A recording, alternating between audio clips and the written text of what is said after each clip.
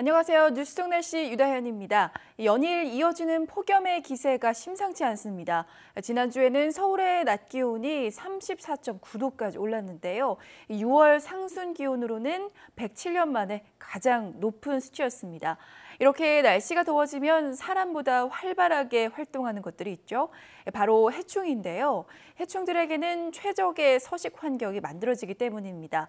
뉴스톡 날씨, 오늘은 농작물뿐 아니라 사람에게도 치명적인 해를 입히는 이 해충에 대해서 짚어보겠습니다. 자세한 내용은 YTN 사이언스 신경훈 기자와 함께 알아보겠습니다. 신 기자, 안녕하세요. 안녕하세요. 네. 자, 우선 농작물을 해치는 이 해충에 대해서 한번 알아보죠. 최근 해외에서 유입된 외래 해충이 말 그대로 공습을 시작을 했다고 하는데 요즘 또 비가 오지 않아서 가뭄도 심각하잖아요. 농가의 근심이 날로 깊어질 것 같습니다.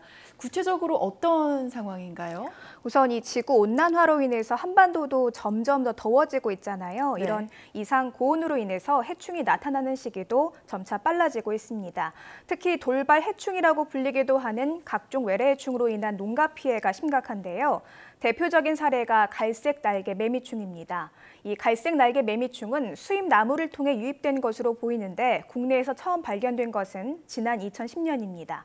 가지와 잎의 양분을 빨아먹어서 나무를 고사시키고 잎을 까맣게 만들어서 그을음병을 유발합니다. 무엇보다 심각한 것은 이 갈색 날개 매미충의 확산 속도가 빠르다는 것인데요. 지난 2010년 충남과 전북 등 4개 시군에서 발견된 후 4년 만에 전국 43개의 시군으로 퍼졌고요. 지난 겨울에는 기온이 높았기 때문에 2년 전과 비교했을 때 부화율이 3배가량 높아졌다고 합니다. 네, 그런데 이 아열대 외래종인 꽃매미라는 것도 문제라면서요? 네, 이름만 들어선 참 예쁜데요. 이 꽃매미도 과수농가에 큰 피해를 입히는 해충이라고 합니다. 이 최근 꽃매미의 부화가 빨라져서 피해가 우려되는데요. 경기도 농업기술원의 조사 결과를 보면요. 이 경기도 내 주요 포도 생산지에서 꽃매미 알을 분석한 결과 지난해보다 6배나 늘어난 것으로 나타났습니다. 특히 안성의 경우 지난해보다 17배나 많이 발견됐는데요. 이 알의 부화율도 경기 남부 지역에서는 90%, 경기 북부 지역에서는 60%에 달할 것으로 보입니다. 전문가들은 올겨울 포근한 날이 많아서 부화율도 오르고 또 부화 시기도 당겨진 것이다 이렇게 설명을 하고 있는데요.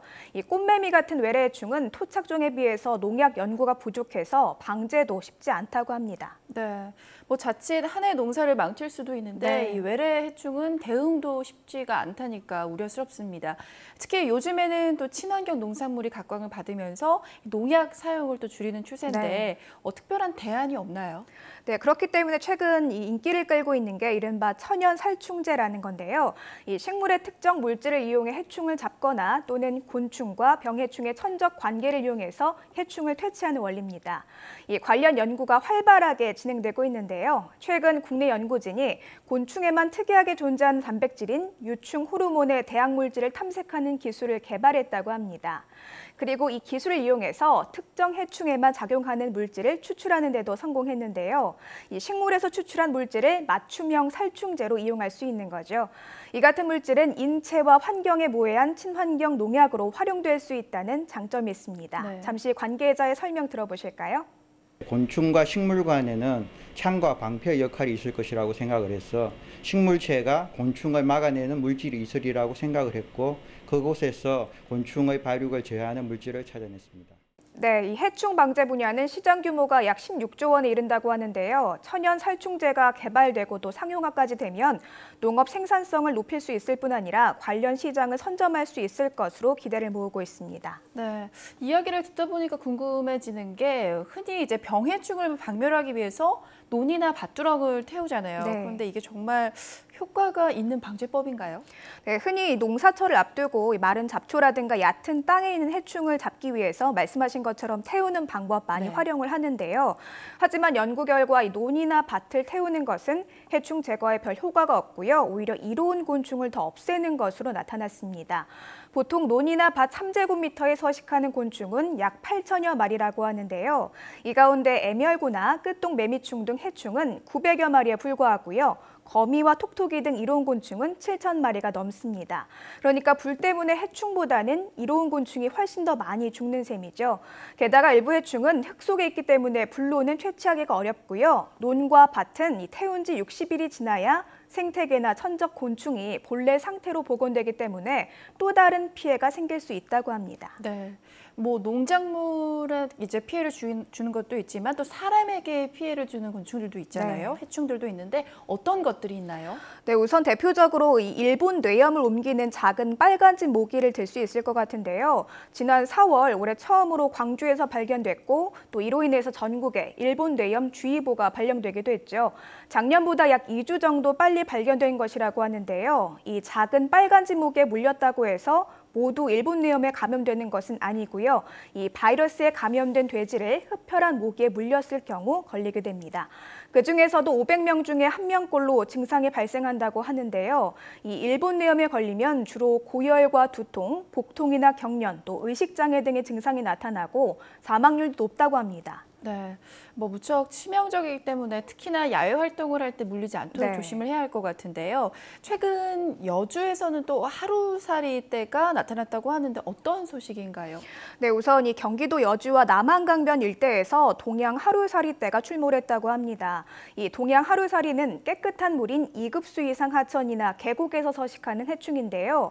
사람을 물거나 감염병을 일으키진 않지만 혐오감과 불쾌감을 주는 해충이죠. 이 동양 하루살이는 지난해 봄부터 가을까지 기승을 부리다가 사라졌는데 네. 최근 낮 기온이 30도 이상 육박하는 이상고온이 지속되자 다시 출몰했다고 합니다. 낮에는 자취를 감추고 있다가 해가 지면 시내 전역에 수만 마리가 떼를 지어서 나타난다고 하는데요.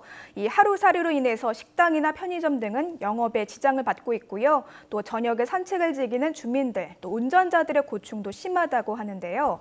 이 동양 하루살이떼를 퇴치하기 위해서 하루살이떼가 집단 서식하는 물가에 물대포를 살포하고 또 야간 조명을 줄이는 등 관련해서 방제 작업이 이루어지고 있다고 합니다.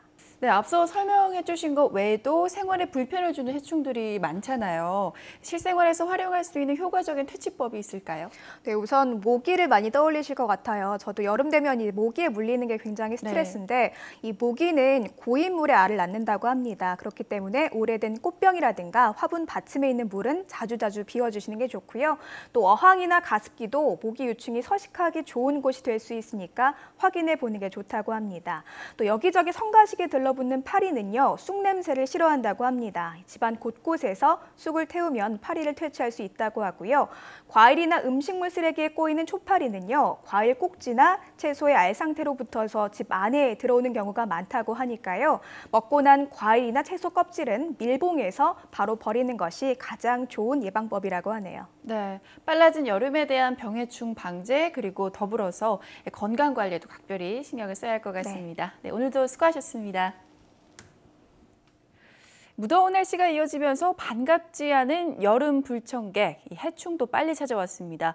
조기에 대응을 하지 못하면 피해를 키울 수 있는 만큼 대책 마련이 시급해 보입니다. 뉴스 속 날씨 오늘 준비한 소식은 여기까지입니다. 시청해주신 여러분 고맙습니다.